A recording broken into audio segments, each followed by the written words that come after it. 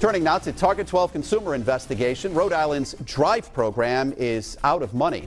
Rebate program promised up to $2,500 in incentives for electric vehicle owners in the Ocean State. And now drivers who were banking on those rebates are asking, where's my money? Target 12 consumer investigator Susan Campbell explains. We've learned Rhode Island drivers have received $575,000 in incentives through the program. Now the funding has dried up. And then this just plugs in. Stephen Piet wasn't planning on an electric car until he spotted a deal he couldn't pass up. I love the car. I think it's great, and it's great for the environment. Stephen says the car was also an affordable option because of rebates and tax credits. One of them he was banking on, a $2,500 rebate from Rhode Island's Drive program. Drive is short for Driving Rhode Island to Vehicle Electrification. That $2,500 was going to help me put in a charging station at the house here. The car takes about 18 hours to charge on 18 to 20 on 110, but it takes 4 to 5 hours on the system I'd be putting in. Stephen got the car on July 8th. A couple days later, he was online and spotted this notice, alerting consumers that the Drive program had ended on July 10th. For Stephen, it was too late to apply for the rebate. That surprised me, and I called the dealer immediately after that.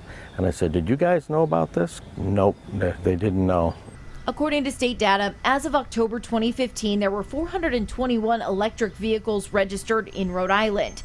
The Drive program launched in January of 2016 and originally aimed to add between 80 and 150 electric vehicles. Because funding dried up within a year and a half, Stephen says he's stuck with a car that's not convenient. Without being able to charge it right away, quickly, it doesn't make it as feasible to have. We reached out to the state's Office of Energy Resources more than a week ago. They did not make anyone available for an on-camera interview, but spokesperson Brenna McCabe sent a statement saying, in part, the Office of Energy Resources EV program was historically funded in part through the Petroleum Violation Settlement Funds, and that funding is no longer available.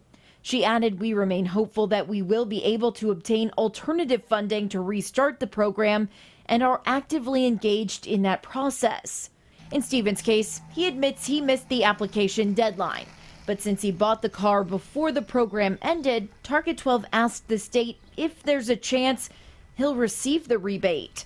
In an email, McCabe said we have to be fair to everyone. If we made an exception, it would be unfair to the others who bought vehicles and submitted applications prior to July 10th. The state is encouraging people who want to buy an electric vehicle to check with dealerships and manufacturers for incentives. With the Target 12 investigator, Susan Campbell, Eyewitness News. The Target 12 investigators are always looking to uncover news. If you want to send a tip or report government waste, you can call our tip line at 228-1763 or email us at target12@wdpri.com.